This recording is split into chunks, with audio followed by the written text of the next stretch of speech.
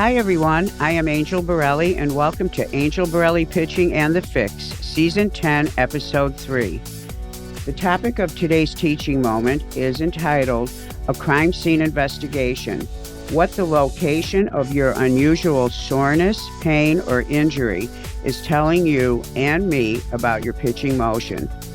But before we get to the teaching moment, my co-host, Joe DeMers, former minor league pitcher, is going to lead the discussion on the new NCAA rules for recruiting high school players. When the new rules were released, I, for one, was really happy.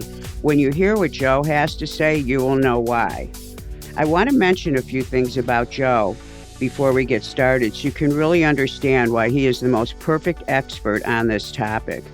I met Joe in 2007 when his coach called me and said, and I quote, "I have this 10-year-old pitcher that is throwing gas, but he is going to hurt himself," unquote. And those were his exact words. We started grinding, and as you can see, we haven't stopped since. Fast forward, scouted in 8th grade, Gatorade Pitcher of the Year 2015, graduates with a 100% ride to UW to play baseball, signed by the Oakland A's as a junior in college, and is now involved in trying to become a great pitching coach, which is what he will be starting this summer at UW. Did I miss anything, Joe? No, that's exactly it. Angel, thank you for the awesome introduction. Oh, that's so awesome. It's so great to be with you again today. So I can't wait to hear your topic, but two things have come up this morning that I wanted to talk to you about. And one of them, to all my listeners, is an interesting scenario. And you know how I said last podcast at the end, I said, okay, everybody, you have to make a decision, what camp you're in. So lo and behold, something interesting happened.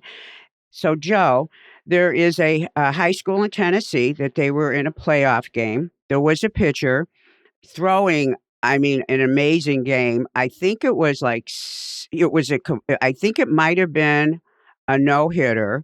I think he had like 16 strikeouts. Wow. And so they won the game. He's committed to Vandy next year, so he's good. And when they finished the game, the coach noticed that he had thrown a total of 121 pitches, which is a one-pitch violation of the rules of that whole thing that the state has, state of Tennessee.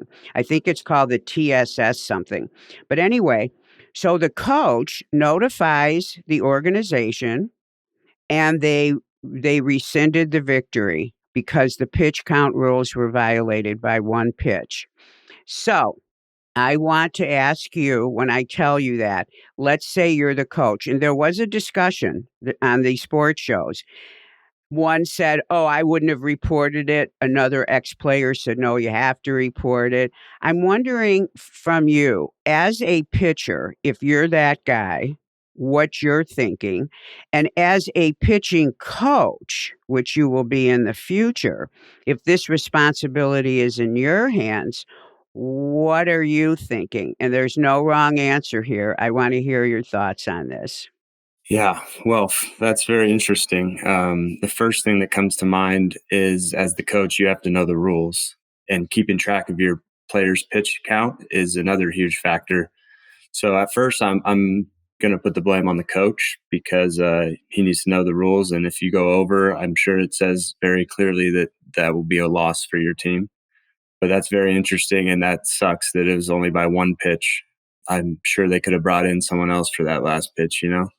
Yeah, I'm very intrigued by your comment here because that's the first thing I thought. I thought this coach, he's solid enough with his integrity to report it. Yet where was he? See, you have to have both sides going in any equation, right? Yeah, I'm glad he reported it though. Yes, no, absolutely. Absolutely. Now, you're the pitcher. You are not aware of your pitch count, correct? No. Okay. And you're doing so well. So you find this out. How do you feel about this as a pitcher? Yeah, I mean, obviously you're super bummed. You want to get the win, and you want your team to win, and it's the playoffs, right? So that would be super tough. But at the same time, I don't think it's the player's fault. You're not keeping track of every pitch, and your job is to go out there and compete and win the game. So I think this is just on the coach, and maybe he just miscounted or wasn't paying attention the last inning or something. I don't know, but he's gotta know that they would lose if he went over that pitch count, and it's by one pitch, so that's brutal. Yeah. So if I were to ask you what you think I would have done, what do you think I would have done? Well, for all the many times I asked if I could throw one more in my bullpens, and you would not let me, I think you would say no to that one extra pitch. Exactly. Oh, I would have been on the statistics like, like crazy. I mean, I'd have a special person there keeping complete control. Yeah, you got to be very strict with the pitch counts. Yes. No, you do have to. And you didn't just ask for it. You would get this look on your face like, "Oh, please," I hated begging. ending on It a bad pitch. I know you did. That's why my catchers yell out every five. You're used to this so that you always know where you're at with your pitch count. You always knew how many pitches you had to throw. And I always made sure they said, always give them a 3-pitch warning, like you got 3 left, meaning, you know what, if you want to get it done now. So yes, it's very interesting. And I think the take home message from this to coaches is this is how important it is to stick to rules. I don't care if it's one pitch. See, he didn't look, the coach in his favor didn't look at this like, oh, it's only one pitch. One pitch, 5 pitches, 10 pitches. As I said last week when we talked about recovery guidelines, numbers are numbers. A 120 is not 120. A 121 is not 120. You have to be that way, and you have to make this decision ahead of time. You cannot, and this is why I'm continuing this message of knowing who you are as a coach, because if you don't make those decisions ahead of time, you will be lost as to what to do when emotions are in play. Exactly. Yeah.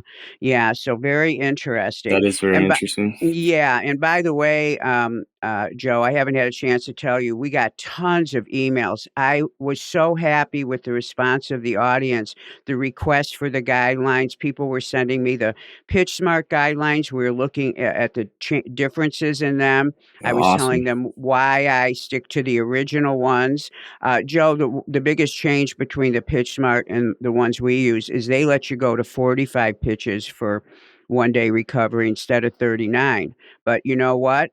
That 39, I remember when they came out, I asked you, hey, this is the new, you're like, no, no, no, no. Because we know that in the 40s, your arm starts, the arm actually starts to change in the 40s. It gets really different in the 70s. We know this by looking at tissue, et cetera. That's what the field of sports science does. But I wasn't willing to let someone go 6 extra pitches or 5 extra pitches with this new guidelines. I couldn't justify it in my head. Like, why would I give them more when more can be a problem? So, but anyway, got tons of responses, tons of questions Oh, good. about what to do. Yeah. And I am so happy because saving arms is why we do what we do. But now, and before I hold you up any longer from the NC2A stuff, I do have a question for you that I've always wanted to know. I know listeners or people who watch ball games want to know. So, yesterday, in the Yankees-Rays game, Rosarina does his usual thing when he hits a home run, and it is funny, but he hits a home run, and do you know what he does? He runs around the bases, and when he crosses third base, he comes to a complete stop, crosses his arms, kind of goes, to the third base coach, and then continues his run. It's funny when you see it. Have you seen it? I have. It's awesome. Yeah, it's so funny. Well, it's not as good as Luke Voigt tearing open his shirt as he heads to the dugout. That's my favorite. What I like about that is at least he's doing it to his team. He's not like, anyway, that's my funniest thing. But anyway, so he does this, and the next time he's up to bat, he gets hit. I did see that. Uh-huh. And so And they replayed it. Did he get hit more than once or just the one I time? think he got hit twice in a row. Twice. That's what I thought. Twice in a row. So here's my question. Here comes my curveball. And by the way, the announcers who were talking about this were, one guy said it was funny. The other guy, the other two who thought were ex-baseball players, said over the line. Mhm. My question to you is, do pitchers do that intentionally? And I give you the right to refuse to answer Mhm. for any pitcher who sends you a tweet when you heard him 19 you were 2001, you hit him in the head and blah blah blah. You were 6 years old. Okay, tell me about that. Obviously, you're never trying to intentionally hurt someone, but if they're showing up the other team in a way that is not cool, then yes, I've seen multiple guys purposely throw at players. It's never recommended, but sometimes it's done. There's a lot of emotions going on during games, and no one wants to get shown up. So it does happen, and I don't know if I think those ones were intentional, but I've definitely seen it be intentional. You have a future as a politician. Those were very clean answers. Right? Yeah, you did well, uh-huh. Yeah, and just so everybody who's never seen Joe pitch, he's ice cubes on the mound, so, I wasn't expecting anything less than this kind of an answer. But by the way, you are agreed with the guys who were talking about it, said, "Listen, you wanna have your little things you do, like Luke Voit tearing open his shirt or doing something crazy or a bat flip or whatever." But he says, you cross the line when you do that and you're trying to show the other team up. They said it was crossing the line, and they said, if you don't expect something like this in baseball, then you don't know baseball, Yeah. because the other dugout is going to always, always respond to that. Yeah. Yeah. So anyway, very interesting. So now let's get to your topic. So, Joe, why don't you? So everybody, a few weeks ago, I started getting phone calls, parents saying, "Angel, the NC2A rules were changed," and they only mentioned one, and I said, "Oh yeah, I just saw something come across my desk. I haven't read it yet." And the minute they said it, they said, "How do you feel about it?" And I said, "I love it." And they said, "What's so funny is some of the other coaches from our travel teams love it too." And I said, "No, we all, for many, many reasons, we love it." So, Joe, that's why I wanted you to get on this topic, because you have some stories to tell. So go ahead and get started. I can't wait to hear. Yeah. So first off, I love the new rule, and let me read the rule to you, and then I'll tell you my story. The new NCAA rules prohibit any communication between coaches and potential recruits or anyone speaking on their behalf, like their summer ball or high school coach, until August 1st, before the player's junior year of high school now. Before, players could reach out to coaches, but coaches couldn't reach out to players. And now they're prohibiting any communications between either side, which is awesome because as an underclassman in high school, you're not sure what college you want to go to. A lot of people haven't even stepped foot on a campus before. So one of my stories is when I was in eighth grade. I'm not going to say the school, but I was at a unofficial visit. We were just touring the campus, and the coach said he'd show us around, and he took me into a room, and we were talking in his office, and he said that he would give me a full ride if I committed there on the spot as a 13-year-old, I think. And my parents weren't in the room. It was kind of sketchy. So I didn't know what to say. I didn't know how to turn him down politely, but I just remember feeling super uncomfortable. And so now I think that'll prevent any kid from feeling that way because they have to wait till junior year. Wow, what a story. Joe, you went ahead and committed pretty young to UW. What age was that they made you an offer for the 100% ride that you got? Yeah, I was a sophomore in high school, so I was still an underclassman. But at that point, I had been on probably like 7 or 8 unofficial visits and a couple official visits. So I had done my research, but I honestly could have waited till junior year. I still would have chose my dogs, but I think it's very smart of the NCAA to allow that because then you're 17, 18, and this gives families a little less sense of urgency for their kid to get recruited because I know a lot of parents that would be freaking out if their kid wasn't being recruited as a freshman or sophomore, because a lot of kids are committing at that age. Yeah, and you know what? That's something I hadn't thought about. I was thinking about the pitcher and the pressure, but yeah, the parents not feeling so compelled to jump through so many hoops. Now, one of the first things that I thought, and this is probably what coaches thought too, the ones that agree with this, is that yes, it gives you a chance to develop and you don't feel like you have to run around before your time. And I know one of the things you don't know this, but at that time you were part of a group of pitchers and we all worked together and you guys were in the gym. And I remember talking to pitchers that were freshmen and sophomores, and they were scared about their future. And they were telling me that, they're not committed yet. They don't know what they're doing. And I'm thinking about it like, what? You're only a freshman or sophomore. But because so many people around them, because you and some of your buddies were, all successful careers in pitching, great pitchers, great everything. And so they were watching other people commit and they were thinking they were behind or they weren't as good. And in some ways, pressured them to just be committed. And I have talked to so many pitchers up until this rule change that would be freaking out as sophomores, like, I don't know what I'm going to do. And I always thought it was unusual.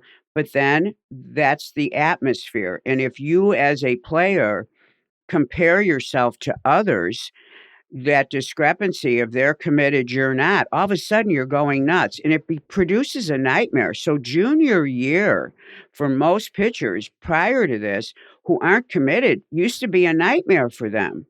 And the families would be calling me freaking out. I mean, I remember one specific father saying, nobody's looking at him yet. Nobody's looking at him yet. And I remember saying, listen, good pitchers do not get missed. Yeah. Have you ever seen they find you. They find you. You could be at the craziest little junior college, but pitchers will be found. And so I think that it is a great rule, and I was really happy to hear you say that. And just so everybody knows, in eighth grade, I pretty much remember it was the Pac-10 at that time. I pretty much remember they all were interested in you. That's how good you started out, and it's how great you've always been. So, Yeah, I went to a lot of the Pac-12 schools for unofficial visits, yeah, and now that you can't do an unofficial visit or an official visit until September 1st of your junior year. yeah. And they also made it so you have an unlimited amount of official visits after your junior year. Before, when I was being recruited, we only got 5 official visits. So that's interesting as well. Interesting. So what else have we got with the rules? Yeah.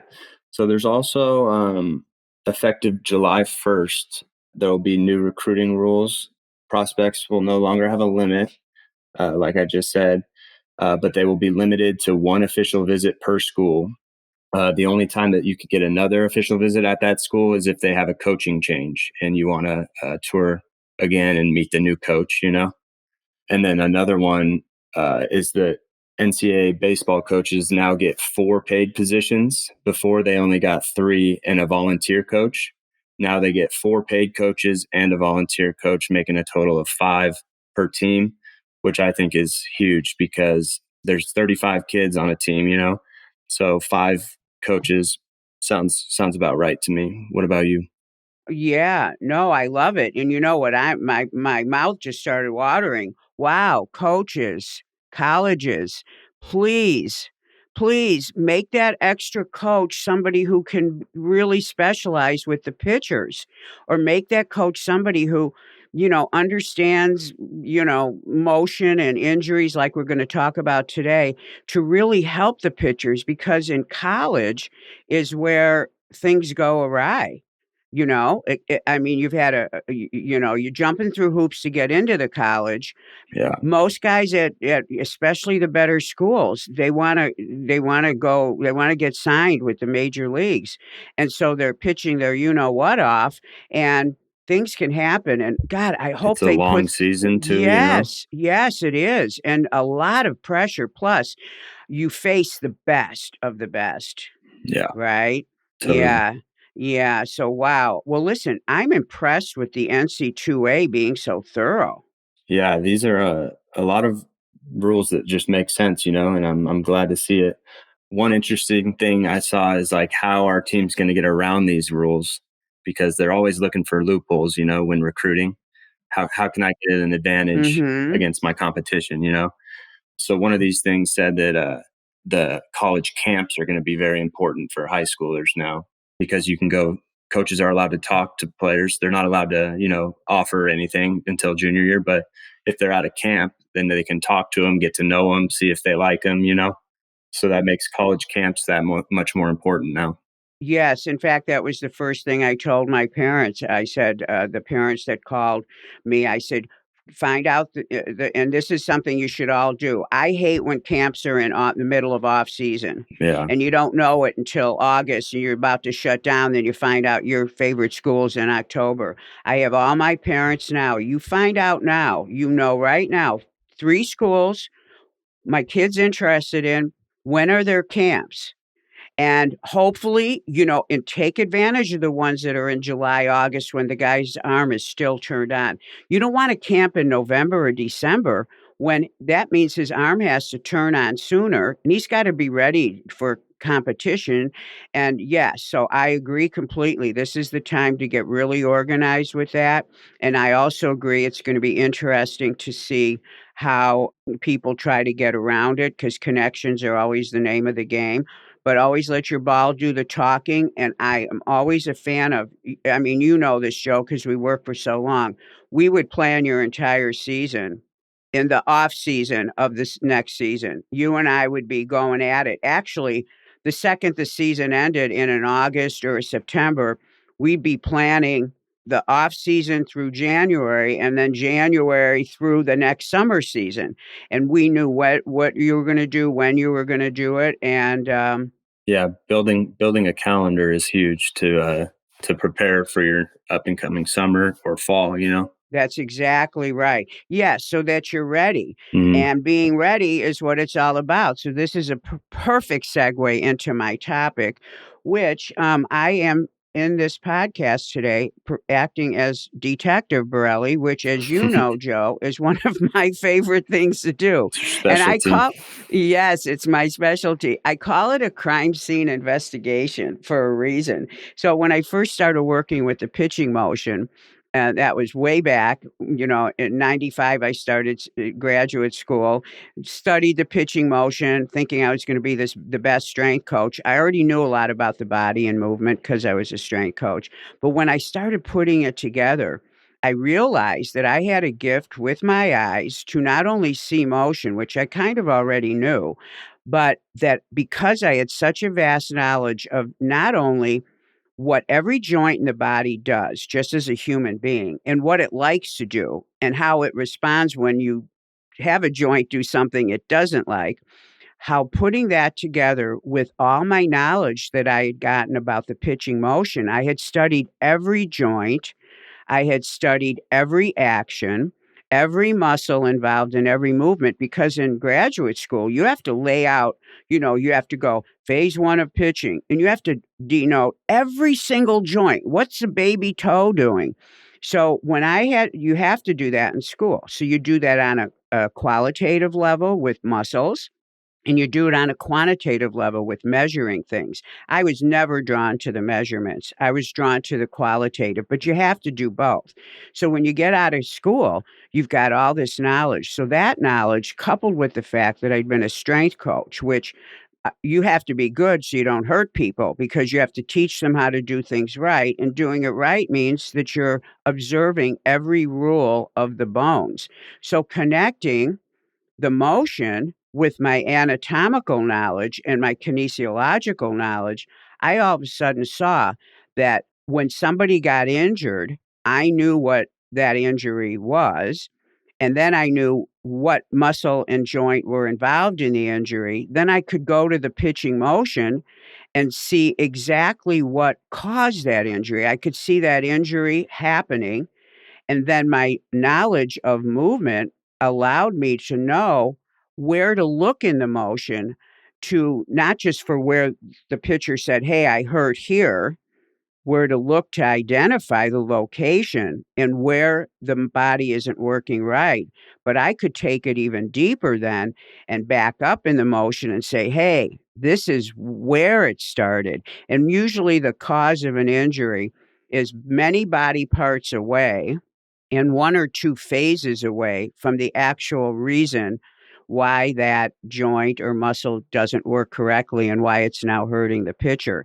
So with that being said, I, as you know, Joe, have developed a business around that. And so teaching the correct motion with just making joints work correctly. And of course, having all my pitchers be prepared. So now, before I go further, listen to this list. Everyone listen to this list. There were many pitchers in each category. Listen to this list of muscles that have been hurt in the first, let's see, what are we, 5 weeks into the season? Yeah. Okay. And the fact that I even have this list, I'm saying to myself, I would be fired if my pitchers got injured in the first month of their season. Yeah. Because preparation is everything. So what's going on here? Is this in the gym that things are going wrong? Is this in their preparation? Are they not seeing the forest for the trees? But listen to this list, Joe. The teres major, the lat, the obliques, the shoulder, rotator cuff, low back, rhomboids, elbow, forearm, biceps tendonitis. This is an array of the muscles, and there are many pitchers in this. So this isn't one for each pitcher. There are many pitchers in each category, except for some of the unusual ones. So I'm looking at this and I'm thinking to myself, this does not have to happen. Now, let me say something about injuries. And Joe, you know this. In fact, there's one story about you that hangs out in my head, and I'll decide while I'm talking if I'm going to bring it up. But everybody, coaches, this is for you. First of all, the way you're going to use this information today, don't ever, if somebody needs to go see the doctor or an athletic trainer, you always do that. But there is a progression of things that happen with the body. Unless you fall down the stairs and break your hip, or let's say you throw and something pops, you usually will know if something is starting to go wrong with your body, because your body's mechanism to talk to you is always in a whispering sort of way. You'll feel something and you'll kind of almost feel it so lightly you'll tend to ignore it, but you might feel it again, but it's not quite pain. And that is how things start. What you want to start doing, coaches, is create an environment that no matter how small it is, a pitcher can come to you and say, hey, coach, I was just playing catch and it's not bad, but I feel this here. You need to know when he says that, what you should look at in his motion to try to alleviate it right away. Now, if he doesn't come to you, or let's say you don't know where to even look, and you just say, well, okay, well, let me know how it goes, or maybe, take a few minutes off, see what happens. That little whispering will become louder and louder, and then it won't recover correctly. And then it'll come up here and there. And then before you know it, you've got something that's distracting you. It's not keeping you from throwing, but it's starting to be there all the time. Now it starts to be friendly and it makes its home in your arm or wherever it's hurting. And the next thing is you go, ouch, and you can't throw. The next thing you're on anti-inflammatories. You ignore it some more. And the next thing you've got a full-blown, I'm on the IL injury list kind of situation. So nipping things in the bud is what I do. And when pitchers come to me, whether they're out of town and they send me video to do what I call a forensic analysis, which is I've got pain here. What am I doing? I can go back in the motion and pinpoint what they're doing, but I also can find the cause. Now, I don't want everybody to go out thinking they can be an analyst like I am, but for coaches, if you get even a little handle on what the soreness, what the location of the pain or soreness is, you can on that day, if he says, no, it's just a little bit, you can send your pitching coach over who hopefully will get this knowledge. And he cues his eyes as to what to look for. And in that moment, by him discontinuing what he's doing wrong or even understanding it, it puts the pitcher back in the driver's seat, because nothing's worse than having injuries. Pitchers are humans, and when they start to hurt when they throw, it's scary. And if their career depends on it, they're professional, it is really scary. So having early intervention is critical. And for all the coaches out there, you have a lot of arms in front of you every day. And if you can get a jump start on something that could be brewing, and your ability to do that will encourage your pitchers to come to you sooner, because it's not like you're never going to get sore. It's like, when do you deal with it? Now, Joe, everyone knows, I've mentioned this before, but just a reminder. So when you had all those appointments with people trying to recruit you, your medical folder was empty, correct? Never been injured once. No injuries, not even a doctor's visit. Nope. Now, people ask me all the time, how did you do that? And by the way, Joe throws gas, so we're not going to debate that. And he throws exotic pitches, and he's good at it. And so his arm is in all different configurations. Now, I always say, well, it wasn't like Joe never had anything. Joe, I remember you once calling me from the dugout, and your arm was rear of your shoulder. I felt something in the rear of my shoulder. It's not serious. We would get on it right away. And here's the beauty of, if you don't own my First Pitch Strike warm-up and recovery program, it is beautiful. So Joe is actually in that program. Mm-hmm. You were in 8th grade, I think. I know. I think I was younger than that. Yes. When I was in school, I had put together joint by joint movements to warm up my pitcher's arms. And it was so good, the coaches asked me, please put it on a DVD. And so now it's a digital download. It's been around that long, Joe, to this day. When you throw, you do it, correct? Before and after, every time I threw. Yes, and along with it is joint by joint explanation of each muscle and what it does. So it's sort of like a program that can help you diagnose. So the first thing I would do is say, Joe, when you did your pre-pitch warm-up, did you feel it? No. When you did the recovery, did you feel it? Yes. Which exercise hurt it? This one and this one. Did this one hurt it? No. And there I am. So then I would give him the prescription of what to do. Did anything ever hang around longer than 24 hours? No. Never. Except for one time. When Joe, can I tell them the story? Yeah. The story of Joe pitching you were on the East Coast, there was an ocean, wakeboarding was calling you, you were at a tournament you had just finished, and it was some big name tournament like the Perfect Game or USA Baseball, and you went out, and it was actually after a pitching appearance, but it was also a week before another huge thing happening, and you decided to go wakeboarding, right? Yeah. While you were in recovery from just finishing a game, am I right? Same day? No, it's like the next day, which is worse, I think. Which is worse, exactly. So Joe had to fly home, and I think I remember we were in the gym like maybe all day, every day for like 3 days, 4 days. You had another tournament, right, that you were invited to play in, correct? Yeah, we were going up to Washington to play in front of my future coaches. Oh my God. Okay. All I knew is that on the down low, we got in the gym. It's so nice to be able to have a confession now, all these years later. Yeah. We were on the down low. We didn't want to advertise he's injured, this and that, but you had hurt your tricep, which makes sense because you're hanging onto a board. His arms are straight. It's the day after pitching. And you had hurt, I think it was your forearm or elbow. But anyway, by knowing what he did, and of course, enduring about 50 questions. When Hmm. did you do it? How long did you do it? When did it hurt? When did it start hurting? When did it stop hurting? When does it hurt when you throw? Doing a crime scene investigation. What caused it? How did it feel yesterday morning, last night, this morning? So you're getting a progression of pain. How does it feel when you move it? If you throw a ball, where does it hurt when you release the ball? Of course, he's pointing to me to the location. And then I'm getting a sense in which exercises in the pre-pitch warm-up hurt you.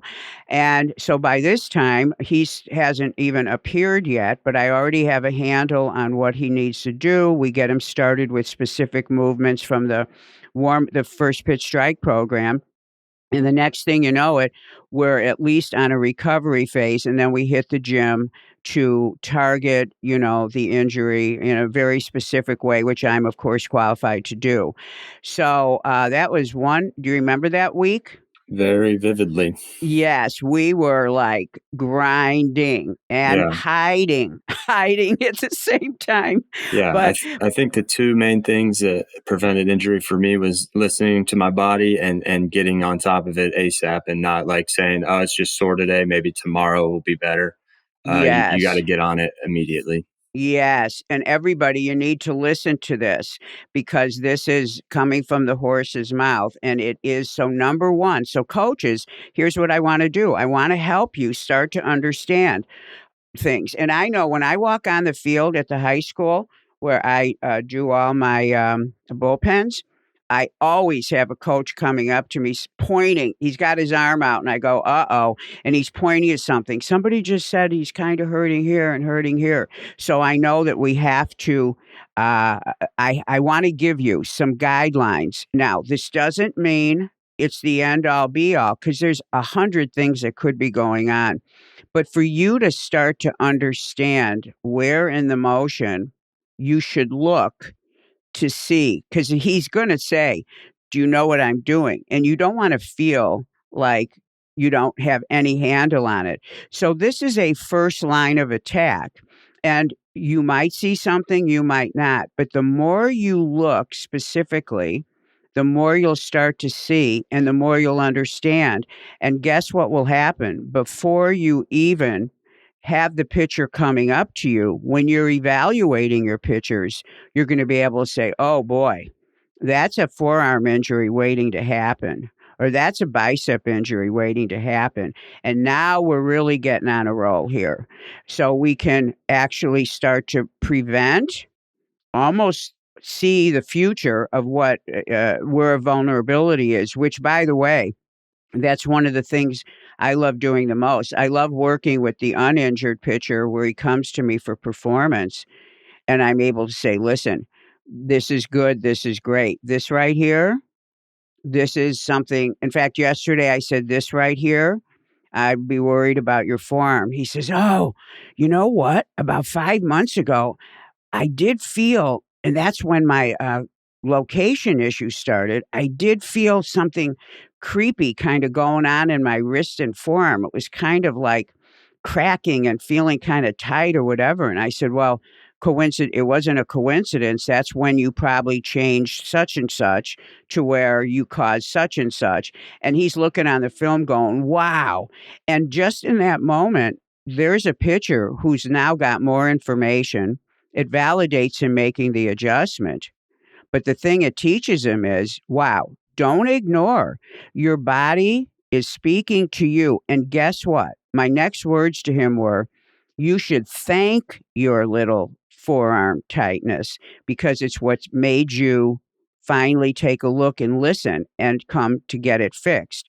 So your injuries can be your friends. So the first sign of soreness, particularly if it starts to either not recover or it starts to affect any way you throw. Remember, your body is not stupid.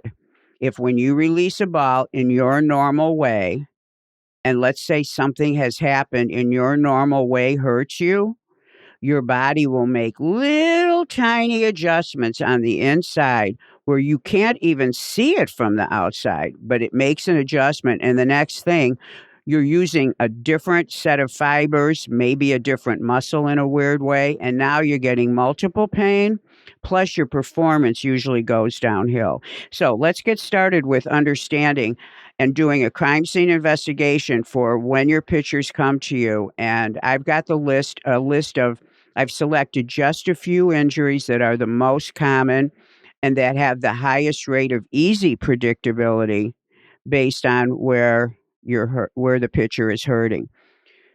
So the most common injury or the most frequent place that coaches come up to me and talk about one of their pitchers who's starting to complain about something is the biceps. Everybody knows the biceps is the big muscle on the front of the arm.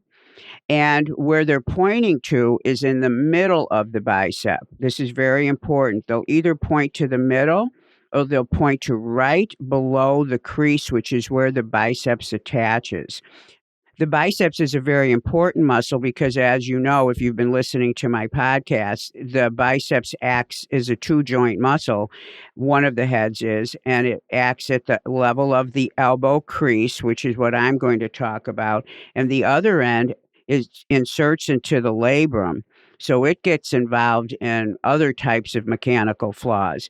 But so we don't want problems with it at either end. But the most frequent problem, and this is especially with young kids, but also with older pitchers as well, especially the ones that throw hard, the biceps muscle gets activated. And the minute it gets sore, even for one pitch, and it usually is one pitch that will bring it on, and you'll have the pitcher come off the mound and you'll see him doing something funny with his arm. The most important thing to do is to get on top of this injury right away, because whenever you're involving the elbow joint, and especially a muscle that also involves the shoulder, you end up with problems.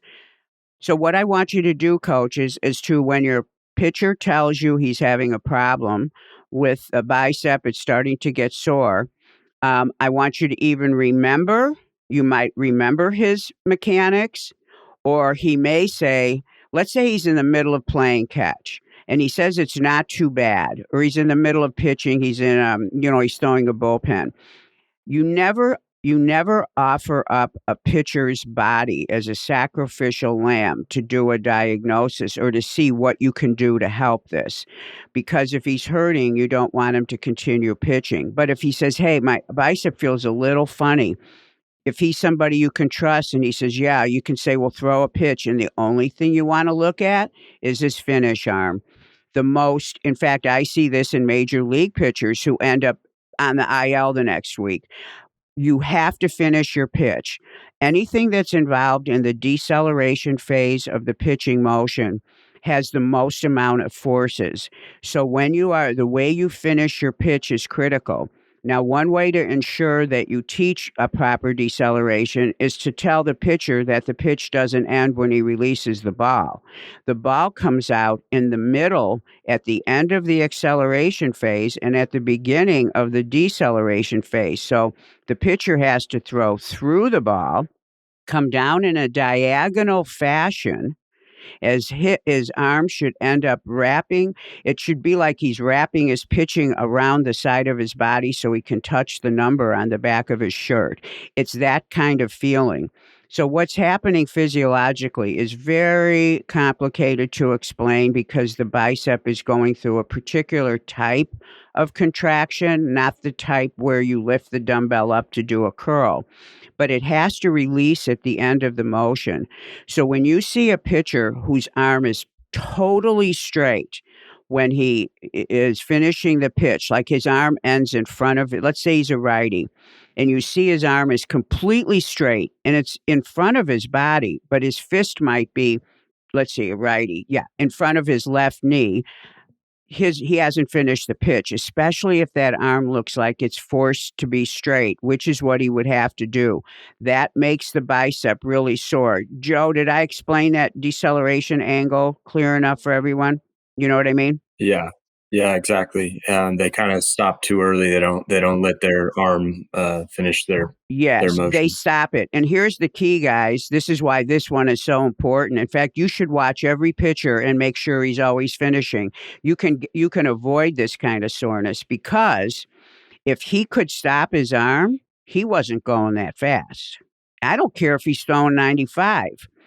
If he goes through the ball, he's going to throw harder. So the brain is task oriented. If it thinks the pitch ends at the outside of for a righty, at the outside of his left hip, and that elbow is slightly releasing. And when you watch good pitchers, you'll see this happen. And what usually happens is it goes there and then it pops out. You don't want a pitcher just wrapping and holding it there. That's just as bad. So the elbow joint needs to release, and you need to see that. And the pitcher who has soreness in his biceps, that's the first place you look. Now, while you're there, the posterior elbow, posterior meaning behind. And in kinesiology, we have and this is in the medical world, this is consistent between all worlds that work with the body. We have what's called the anatomical position. The person standing up straight, their arms are at the side, and their palms are facing the front. So if you're looking at them, you can see the palms. That's anterior. So that's your anterior arm.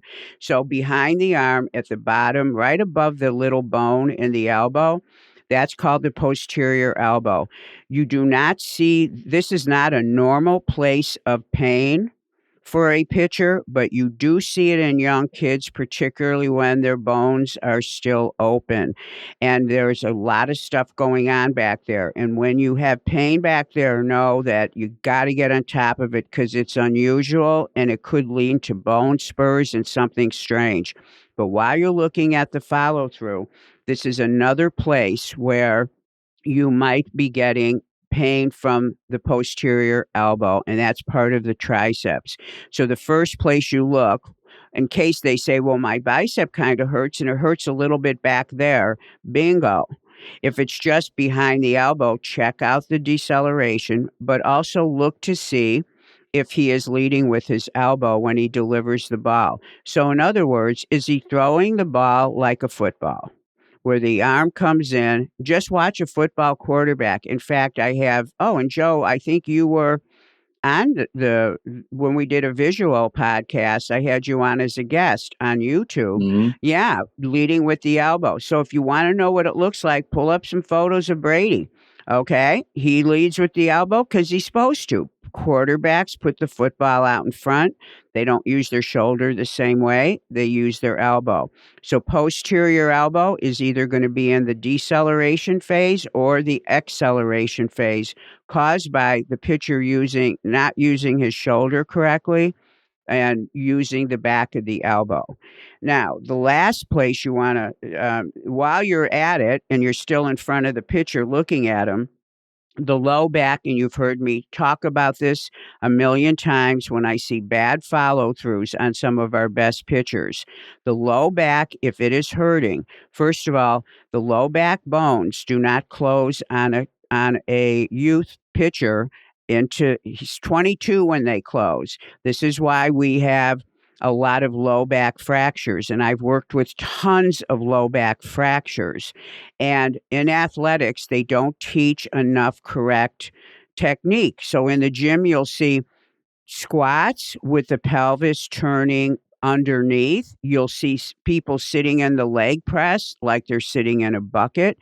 And on the field, you'll see follow throughs where you do not clearly see what to common people is called an arch in the back. That's the back being in extension. Those muscles are taut and they're keeping the bone solid. So make sure you have somebody, if they come to you with low back pain, because fractures are so easy to incur, You get your athletic trainer out there and hopefully they have some knowledge, and you say, he's got low back problems. Would you watch him play catch and see, is his low back finishing correctly? And hopefully you'll be talking to someone. If they look like they have deers in the headlights, just say, hey, go get me the head athletic trainer, and maybe someone will know. But the back needs to maintain an arch even when you finish correctly. You're finishing from the hip, not the low back. So if you see a pitcher's shoulders get lower than his hips and he's rounded over, and I know all of you know who I'm talking about, and I all know all of you know there's a bunch of major league pitchers that have low back problems consistently, and they do this, and I'm wondering, why don't they fix that? That is the look you don't want them to have. So another way to prevent low back problems, there's no way around it. You will get pain in your low back if you go through life doing that with your back. This is whether you're an athlete or not. So those are three very simple things to look for at, especially in deceleration. And also we have the acceleration issue with the posterior elbow. Okay, so for our next group of injuries, I want to talk about the shoulder. So if your pitcher is pointing to the top of his shoulder and he's hurting on the top, and when he raises his arm to the side, well, if it hurts, then he's already probably too late for you to see what he's doing. He needs to get to the trainer, because it could be the side of the shoulder, meaning the bigger muscle on the outside, the deltoid, or it could be part of the rotator cuff.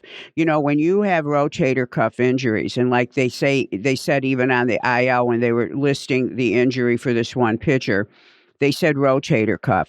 The rotator cuff has four muscles. They do different things. Two of them do the same thing. The other two do something different. If somebody says to you rotator cuff, that's as general as saying, oh, I hurt my body. You have to ask which muscle. So it's very important to understand there's one in the front, it's underneath the chest. There's one up on top. There's two in the back. They keep up with the big chest and lat muscles of the shoulder joint. So when they have problems, you don't know if it's on the outside, the inside, or what. But remember, the chest and lat are the major accelerators. So the muscle on top is frequently injured. It's responsible for lifting the arm up to the side. That's basically all it does. It does have some other actions. But if somebody is saying the top of my shoulder hurts, and or they put their hand on top of their shoulder and they run it down to where the shoulder's round, and they say it hurts right there. And then if they say the magic words, oh, and sometimes it runs down and I feel it in my bicep, then you know you're talking about the supraspinatus or the middle deltoid, but you're talking about an injury that can lay somebody up. So let's say they go, oh, I just felt something, but it's okay now, but it's been getting sore, but I'm okay. You want to make sure that they're not doing what's called the inverted W. We know that from years ago. Joe, you know what that is, right? Yeah, I was having trouble with that at some point in my career. Yes, that's when they come out of the glove and their arms look like, Joe, if I say a hangman position, Yeah. it's an inverted W. The elbow, whenever the elbows get higher than the shoulders, in order to do that, don't anybody do it trying. But in order to do that, you not only have to contract your abs, but you have to lift your rib cage. Your rib cage kind of goes into this weird position. And to do that dislodges all the correct posture issues that or the architecture of your posture that you need to have to be able to throw a ball. And pitchers who do that, they do that coming out of the glove. They look like it in their stride. And then all of a sudden they straighten up at the top. But by that time, they've beaten up that muscle. And the next thing you do is you're using a beat up muscle at the most incredible part of the motion, the acceleration and deceleration. So that's the first thing you look at. The other reason for that is, and this is especially true when you have a pitcher, let's say he says, the top of my shoulder's starting to hurt. And you think about him and you say to yourself, man, he hasn't been hitting his spots either. He's missing high. He isn't performing. And now he's got problems in his shoulder. Look at the way he releases the ball. Excuse me, not the way he releases the ball, the way he looks prior to the moment he comes forward into acceleration. So the max external rotation position, which is where the shoulder is in full external rotation. And for lay people, you say it looks like the forearms laying back. The arms, the elbow and upper arm are at a 90-degree angle. Now, what pitchers do who are coming out of labrum surgeries, they're coming out of shoulder soreness, something's wrong, and they're changing their arm mechanics. You see them missing high. What they'll do is, just as they get to that 90-degree angle between the arm and the body, so you've got two 90-degree angles, the upper arm to the body and the forearm to the upper arm. Instead of staying there and throwing forward, they will lift the arm up and they end up airmailing the ball. Instead of being in external rotation, they'll lift the arm up. The arm is higher than the shoulder. I mean, way higher. They look like you're going to release at about 12 o'clock. If the catcher's on a clock, you're throwing it right over the top. And that also will cause pain. So look at the way the pitcher's shoulders are during the stride, and also look at the way the pitching arm is at the time of prior to acceleration. Did I say that clearly, Joe? Yes. Okay, cool. All right, so that's what you're going to do at the top. Now let's talk about the back, and then we'll go to the front. The back of the shoulder is critical in deceleration as well. In fact, you have to picture that your bones are connected together, and you've got ligaments in between the bones. And when you throw the arm forward as hard as you're throwing that arm forward, there's going to be a part of your body that's connected to the bones that makes sure that that bone doesn't come too far out of the socket. And that's the rear deltoid, working along with your external rotators, which are underneath it. So the back of the shoulder can mean the shoulder muscle, or it can mean the muscles of the rotator cuff that are underneath it, the external rotators. So as the arm goes forward, they work. So anything that's putting on the brakes in the pitching motion can get severely injured. There's more forces there than anywhere else in the motion. So the rear of the shoulder, once again, take a look at their follow through. If they're not going completely through the ball and allowing the arm to go through a full enough path so it can start to decrease the forces as it's finishing, you're going to be in trouble. So here again, we have the important finishing. You're looking at the follow through to identify posterior elbow problems, to identify shoulder problems. Very important part of the motion to make sure that you don't skip anything, and making sure that part of the motion is good. So we've got the biceps, we've got the posterior elbow, we've got the low back. Now we've got the rear of the shoulder, and we've got the rotator cuff muscles. So any pain in the back of the shoulder, that's where you're going to look first. Now on the anterior shoulder, you're going to look for the way the pitcher accelerates. Now, leading with the elbow, because the word elbow is in that terminology, people think leading with the elbow means that you have elbow pain. Leading with the elbow, the pain in the arm that comes from that is what I mentioned prior, behind the elbow. But because you're taking your arm and you're crossing it over your body, which is really what you're doing, you're bringing the elbow inward towards your body instead of letting it stay away from your head and delivering the ball. It's a completely different action at the shoulder joint. That causes problems in the shoulder joint because you are throwing incorrectly. So for anybody out there that studies the pitching motion or studies kinesiology, the ball should be accelerated through the action of internal rotation of the shoulder. The action of leading with the elbow is called horizontal adduction. And for all you listeners out there, all you need to know is they're two completely different actions. And you want to do the first because that's where your shoulder's powerful and where your elbow stays safe. The other way, you're not as powerful. You're going to throw with your elbow, get a little pain behind the elbow, and also jam up the front of your shoulder. So that's where you look if you've got a pitcher pointing to the front of the shoulder. The other thing that is critical to shoulder health is that the ball not be near the pitcher's head when he's getting ready to accelerate. So when you have a forearm that collapses and you see the ball behind the pitcher's head, you're creating a problem inside of the shoulder. And that problem is going to surface because the forearm fell in too far to his upper arm. The ball's behind his head. At that moment, it's very complicated, but you're increasing tension in the shoulder.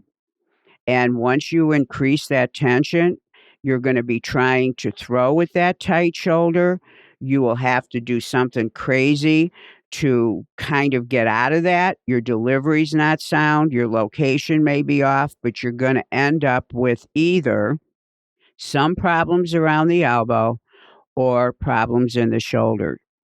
So whenever you see any type of problem ensuing there, you want to nip that in the bud. So when you have a pitcher that is not displaying not displaying any pain, but you're seeing this pitcher's mechanics in your head while I'm talking about it, these are things you want to check with and be on top of. And this is the way you nip things in the bud. It's what I do when I'm doing an analysis for a pitcher. I'm not just looking at what he's telling me. I'm looking at where is there a time bomb that's ready to go off. Joe, did I explain that correctly to the listeners? Because I know you know what I'm talking about. Yeah, that's a great point you put in, and is even if they don't feel pain, like try and prevent it if you see it, get on top of it even before they start feeling pain because, like you said, it's a ticking time bomb. Exactly, exactly. So now I'm going to cover the very last topic here, and I'm so glad that you're going to have this podcast to go back to listen to. If, like, you say, oh, okay, I got this, and then you get on the field, and then somebody inevitably is going to come up to you the next week, and I'm so glad you're going to have this podcast for reference. And of course, always remember you can email me and ask me directly what I said. But the very last, most complicated thing, but I'm going to keep it really simple, is the forearm problems and the elbow problems. Now, the elbow joint is one joint, and those are when you see the crease in your elbow, that is considered where the elbow joint is.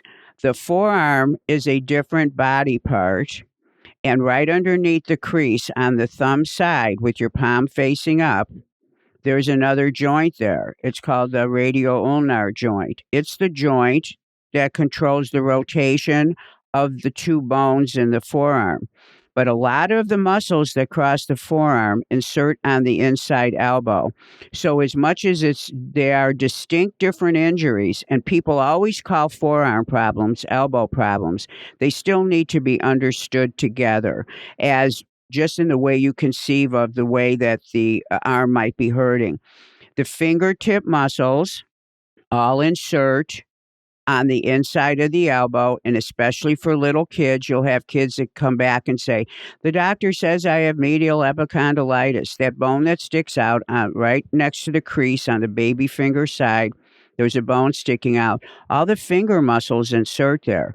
Some of the forearm muscles or muscles that cross the forearm insert there.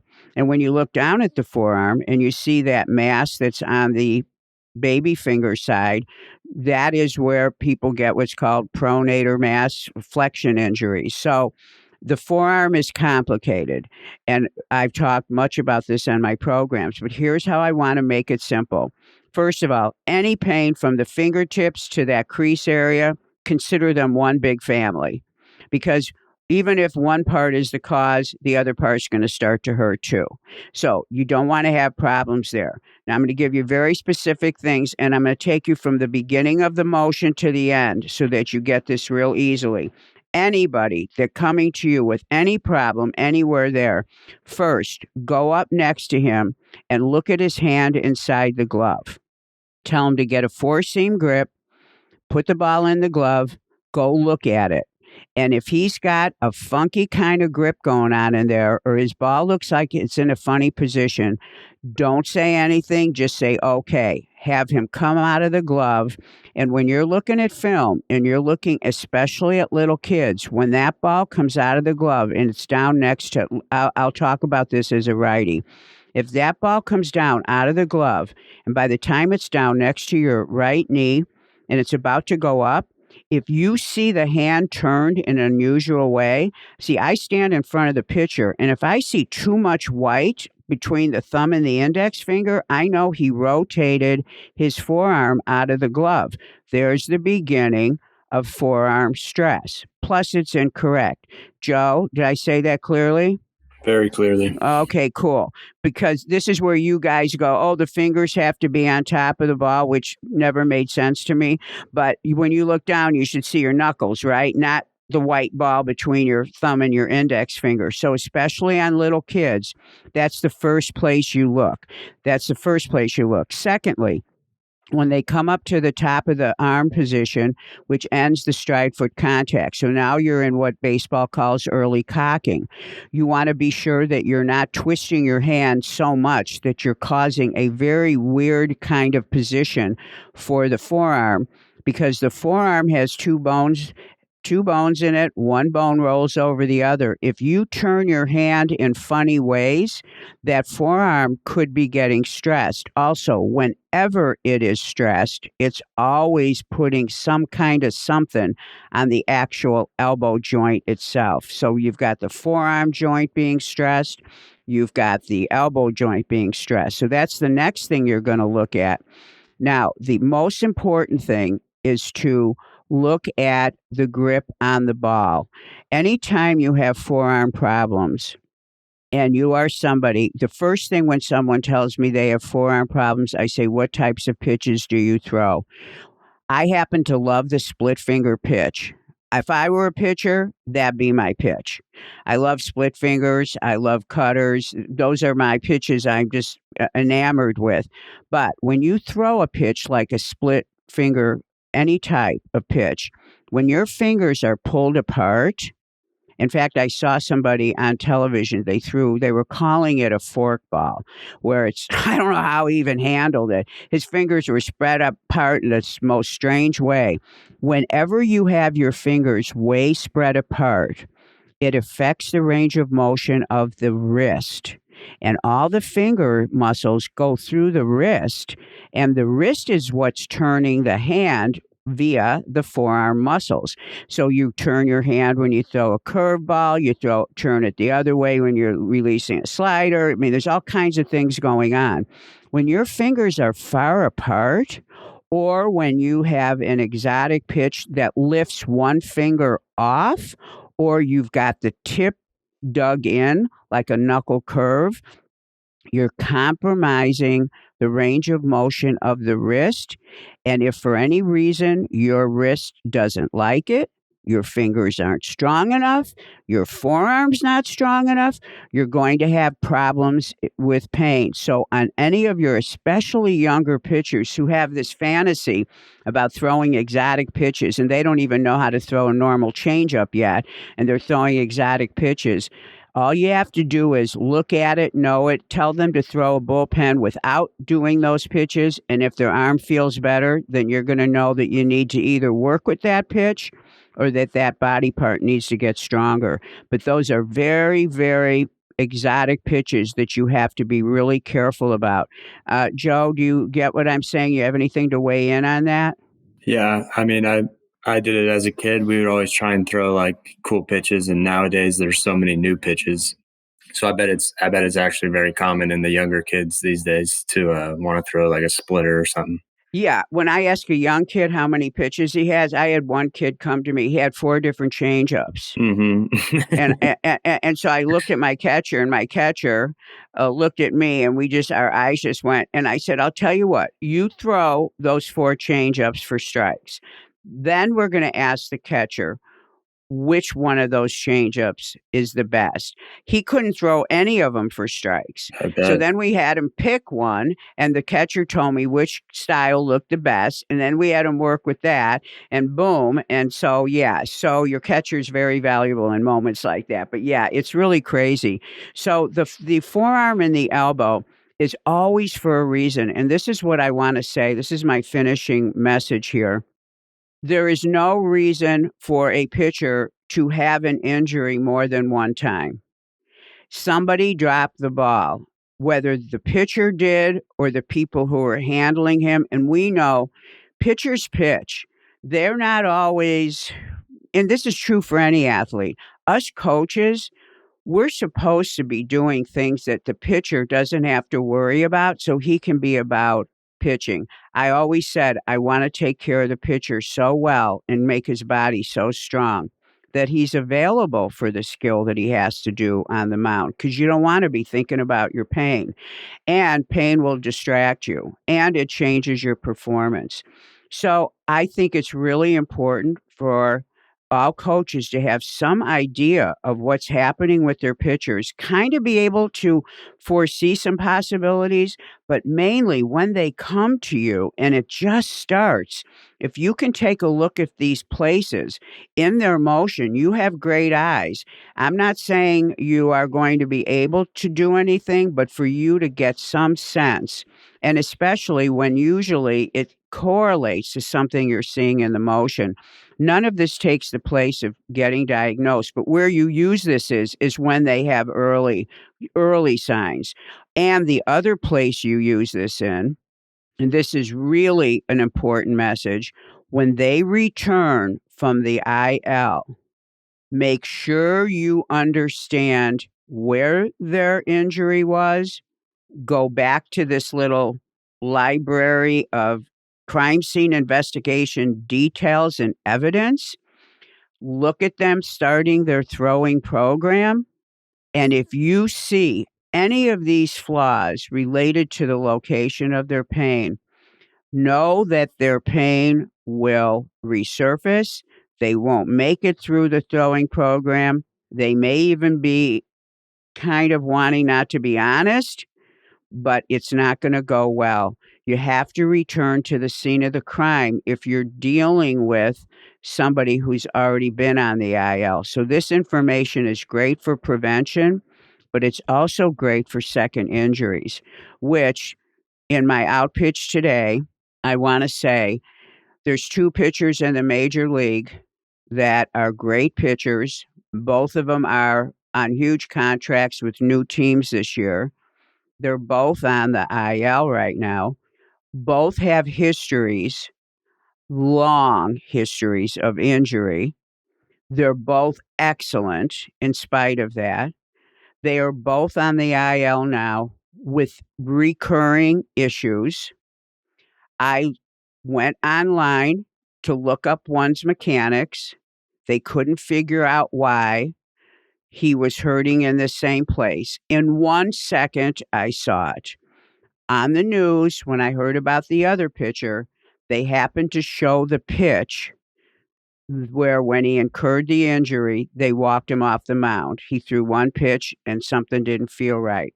They happened to have a good view. I videoed it for my own knowledge. And in 1 second, I could see why this guy's arm was hurting, especially given his history. Actually, both of these, given their history, so I knew where to look. It took me not more than a minute on each one. This is how accurate differences in mechanics correlate. So please start with what I'm teaching you today. And the main thing is, even though we know you may not be able to completely fix it, but this knowledge will give you power and you will know what to do next. I am absolutely certain.